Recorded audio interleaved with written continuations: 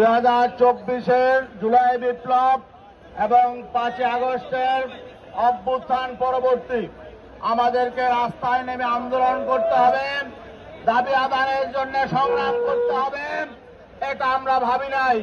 কিন্তু এই অন্তর্বর্তীকালীন সরকার আমাদেরকে দাবি আদায়ের আন্দোলনে রাজপথে নামতে বাধ্য করেছে।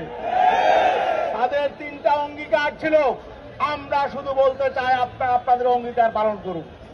1 নাম্বার, তারা রাষ্ট্র সংস্কার করবে।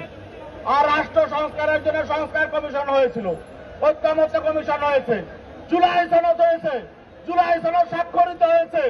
জুলাই সনদের বাস্তবায়ন আদেশের জন্য সকল রাজনৈতিক দলগুলো একমত হয়েছে, গণভোটের ব্যাপারে একমত হয়েছে।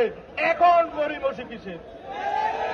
আগামী 10 তারিখের মধ্যে জুলাই সনদের বাস্তবায়ন আদেশ না হলে ঢাকা শহর আমরা লোকারণ্য করে সমাবেশ করবো ইনশাল্লাহ। আর গণভোটের তারিখের মধ্যে ঘোষণা করতে হবে। নির্বাচনের সাথে গণভোট হবে না, একসাথে তফসিল হবে না, গণভোটের তফসিল আগে হবে। আর আমরা বলেছিলাম নভেম্বরের মধ্যে গণভোট দিতে, আপনারা গড়িমসি করে সময় যাপন করেছেন। এখন যদি নভেম্বরে দিতে না পারেন, যেদিনই দেন নির্বাচন আগে দিতে হবে। প্রয়োজনে নির্বাচন ফেব্রুয়ারিতে হবে না, আরো 2 মাস পরে হবে। কিন্তু গণভোট ছাড়া বাংলাদেশে নির্বাচন হবে না, গণভোট আগে হবে।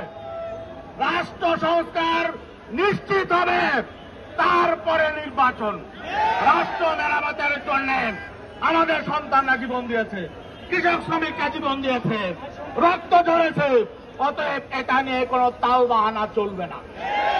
আমরা আন্দোলন মাত্র শুরু করেছি ঐক্যবদ্ধভাবে, আন্দোলন তীব্রতর হবে।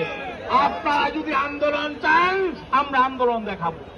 আর যদি আপনারা অঙ্গীকার বাস্তবায়ন করে সোজা পথে হাঁটেন, তাহলে আমরাও আপনাদের সহযোগিতা করব।